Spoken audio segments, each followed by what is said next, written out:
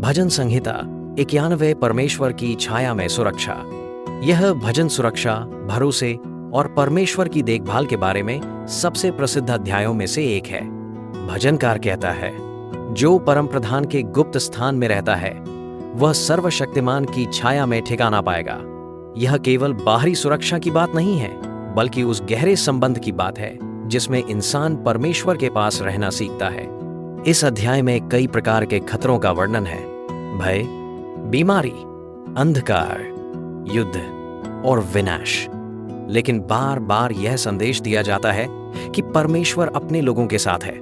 यह अध्याय यह नहीं कहता कि विश्वास रखने वालों के जीवन में कभी कठिनाई नहीं आएगी, बल्कि यह सिखाता है कि कठिनाइयों के बीच भी परमेश्वर हमें नहीं छोड़ता। अंत में परमेश्वर स्वयं कहता है, क्योंकि उसने मुझसे स्नेह किया है इसलिए मैं उसको बचाऊंगा। यह एक गहरे प्रेम और विश्वास के संबंध की तस्वीर है। मुख्य सीख, परमेश्वर हमारी शरण और सुरक्षा है। उसकी उपस्थिति में सच्ची शांति मिलती है। डर के बीच भी विश्वास संभव है। भजन संहिता 92 धन्यवाद का भजन। यह अध्याय धन्यवाद और आराधना का सुंदर गीत है। भजनकार कहता है कि सुबह परमेश्वर की करुणा और रात को उसकी विश्वास योग्यता का गुणगान करना अच्छा है। वह परमेश्वर के कार्यों को देखकर आनंदित होता है। उसे समझ आता है कि परमेश्वर जो कुछ करता है उसमें गहराई और बुद्धि है। इस अध्याय में धर्मी लोगों की तुलना खजूर और देवदार के वृक्षों से की गई है।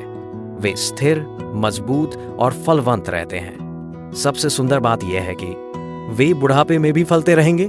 अर्थात जो लोग परमेश्वर में जड़ पकड़ते हैं उनका जीवन समय के साथ सूखता नहीं, बल्कि और भी अर्थपूर्ण होता जाता है। मुख्य सीख, धन्यवाद भरा जीवन परमेश्वर को प्रिय है। परमेश्वर में जड़ पकड़ने वाले स्थिर रहते हैं। आत्मिक जीवन उम्र के साथ और फलदायी हो सकता है। भजन संहिता 93 परमेश्वर ही राजा है। यह छोटा लेकिन बहुत शक्तिशाली अध्याय है। इसमें परमेश्वर के राज्य और उसकी महानता का वर्णन है। भजनकार कहता है, यहोवा राजा है। दुनिया में सब कुछ बदल सकता है, सरकारें, परिस्थितियां, लोग और समय, लेकिन परमेश्वर का राज्य कभी नहीं बदलता। समुद्र की लहरों और गरजती धाराओं का चित्र इस्तेमाल करके दिखाया गया है कि संसार में कितनी अशांति हो सकती है, फिर भी परमेश्वर उन सबसे अधिक शक्तिशाली है। यह अध्याय हमें याद दिलाता है कि जब जीवन अस्थिर लगे तब भी परमेश्वर स्थिर बना रहता है। मुख्य सीख, परमेश्वर का राज्य अटल है। संसार बदल सकता है, परमेश्वर नहीं। उसकी शक्ति हर तूफान से बड़ी है। भजन संहिता 94 अन्याय के बीच न्याय की आशा। इस अध्याय में भजनकार अन्याय देखकर दुखी है। दुष्ट लोग घमंड कर रहे हैं, कमजोरों को दबा रहे हैं और सोचते हैं कि परमेश्वर कुछ नहीं देखता। लेकिन भजनकार जानता है कि परमेश्वर न्यायी है। वह पूछता है, हे न्याय के परमेश्वर, प्रकाशमान हो। यह अध्याय हमें सिखाता है कि परमेश्वर अन्याय को अनदेखा नहीं करता। भजनकार यह भी स्वीकार करता है कि जब उसके मन में बहुत चिंता थी तब परमेश्वर की सांत्वना ने उसे आनंद दिया। यह बहुत सुंदर सच्चाई है। परमेश्वर केवल न्याय ही नहीं, बल्कि दुखी दिलों को सांत्वना देने वाला भी है। मुख्य सीख, परमेश्वर अन्याय को देखता है। चिंता के बीच उसकी सांत्वना शांति देती है। अंत में न्याय परमेश्वर ही करेगा। भजन संहिता 95, उसकी आवाज सुनो। यह अध्याय आनंदमयी आराधना से शुरू होता है। भजनकार लोगों को गाने, जय जयकार करने और परमेश्वर के सामने झुकने के लिए बुलाता है। क्यों?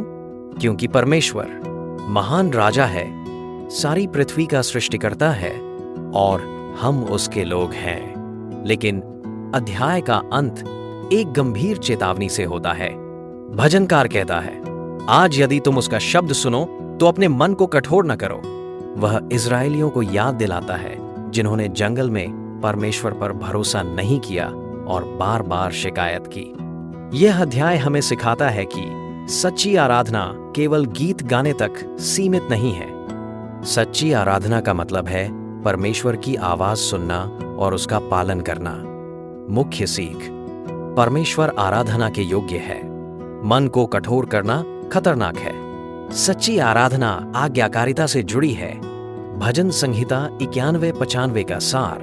इन अध्यायों में हम देखते हैं परमेश्वर की सुरक्षा, धन्यवाद भरा जीवन, उसका अटल राज्य, न्याय की आशा और आज्ञाकारी आराधना। ये अध्याय हमें सिखाते हैं कि परमेश्वर हमारी शरण है, वह हर तूफान से बड़ा है और वह चाहता है कि हम केवल उसकी स्तुति ही नहीं बल्कि उसकी आवाज भी सुने। सच्ची सुरक्षा, शांति और स्थिरता केवल उसी में मिलती है। अंतिम प्रश्न, अगर परमेश्वर आज आपके जीवन में किसी बात को लेकर आपसे बोल रहा हो, तो क्या आपका हृदय उसकी आवाज सुनने और मानने के लिए तैयार है? कमेंट में अपना जवाब जरूर लिखें। और यदि आप भी यीशु से प्रेम करते हैं तो हर दिन परमेश्वर के वचन सुनने के लिए हमारे चैनल को सब्सक्राइब करें और बेल आइकन दबाना न भूलें ताकि हर नया वीडियो आप तक सबसे पहले पहुंचे।